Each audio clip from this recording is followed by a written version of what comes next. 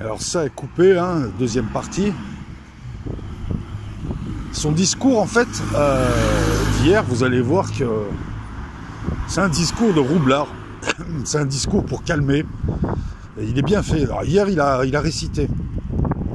Le Macron arrogant, hier a récité « Je vous aime, je me suis mal comporté ». Il a fait son mea culpa bidon, mais ça sentait trop la récitation.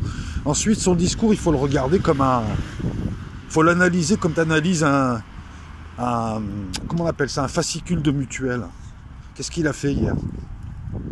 Nous allons... Alors, en gros, pour résumer, hier, il a dit... Dans tel domaine, nous allons faire. Dans tel domaine, nous allons faire. C'est exactement ce qu'il a dit, c'est-à-dire rien. Nous allons faire. Si, il a balancé 3 piécettes.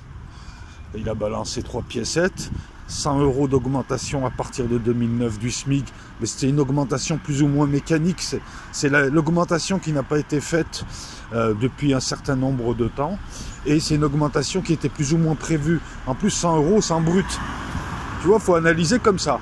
Et ceux qui ne bossent pas, et ceux qui ont plus que le SMIC, SMIC c'est avant 68.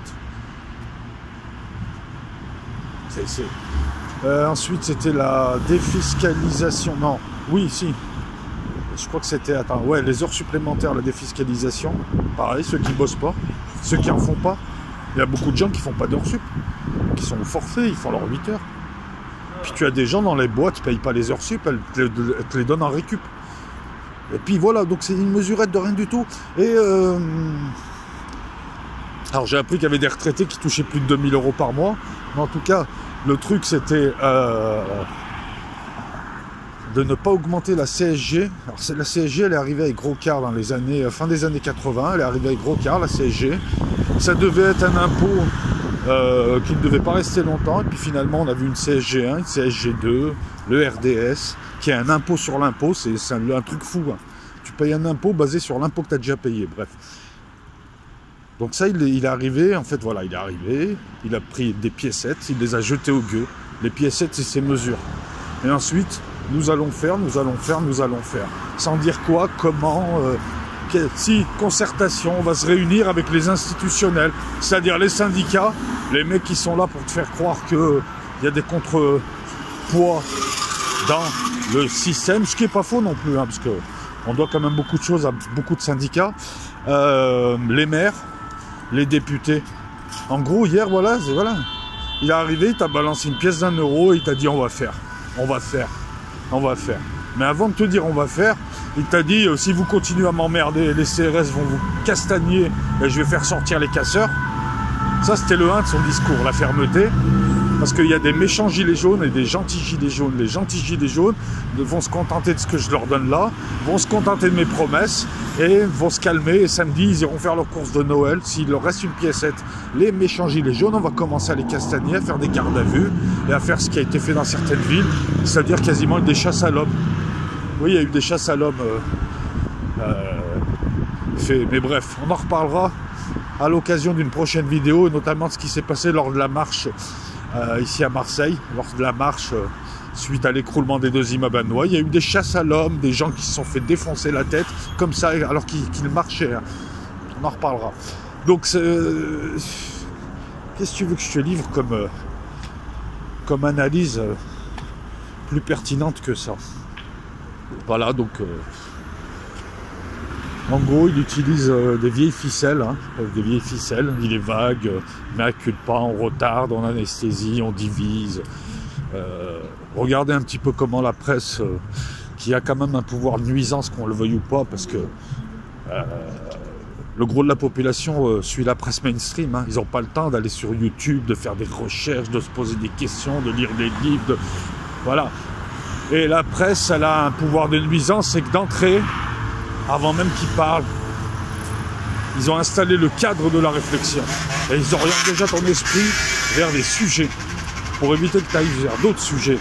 Donc d'entrée de jeu, déjà dès qu'ils commencent à parler d'un sujet, recule de 50 mètres pour avoir un cadre plus large. Et cette presse-là, je pense qu'elle va jouer le fractionnement des gilets jaunes en jouant sur les égos des uns, sur le ressentiment des autres, sur le désir d'aller jusqu'au bout de certains, etc., etc. Moi, je vois ça, je vois un samedi prochain avec des manifs. Alors, sur Marseille, Je pense que cette fois, j'irai avec Aziz couvrir les manifestations, parce qu'il y en aura. Il y en aura ici. Hein. Ici, il y a de la vigueur. Hein. Puis les gens sont sur le terrain, donc c'est ça qui est plaisant. Hein. Pour une fois qu'on n'a pas affaire à des consommateurs passifs. Je parle de ceux qui sont sur le terrain. Faire une vidéo comme je le fais là, c'est pas être sur le terrain. Bon, après, sur le terrain, moi, j'y suis. Mais voilà, je parle de ceux qui sont sur le terrain. C'est plaisant quand même de voir des gens qui ne sont pas des consommateurs, qui prennent leur destin en main, qui se posent des questions, qui font de la politique. Les gilets jaunes font de la politique au sens noble du terme. Même beaucoup de gens, d'ailleurs, discutent. Même si ça fait café du commerce, tu fais de la politique, gars. Tu discutes pas télé-réalité. Déjà, tu redeviens humain, tu redeviens toi. Et ça, c'est plaisant. Alors, je traverse vite avant de me faire écraser. Bon, allez, ciao tout le monde. Je prépare des vidéos sur The Economist. Comme vous l'avez vu, je repose des vidéos sur El Loco. Je suis en demi-retour, mais en tout cas, vidéo sur The Economist qui arrive, vidéo sur le Proche-Orient, vidéo, donc on fera géopolitique, ésotérisme, The Economist, un peu les deux. Et puis on continue à suivre ce mouvement, mais on va continuer à le suivre. Et enfin, on va surtout intervenir que lorsqu'il y aurait quelque chose d'intéressant à dire. Donc on va couvrir les manifestations, mais puis on va essayer de même peut-être d'aller plus loin. Mais en tout cas, voilà, je ne vais pas faire une vidéo tous les jours sur le mouvement, parce que là, ça serait putaclic. Là, il n'y aurait plus rien à dire.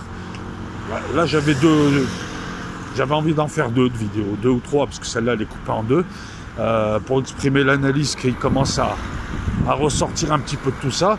Mais j'en fais pas tous les jours, parce que sinon, c'est du commentaire de bas. Et sinon, je rejoindrai la clique de ceux qui surfent sur l'actualité plutôt que de livrer une analyse aux gens et en discuter. Ciao tout le monde.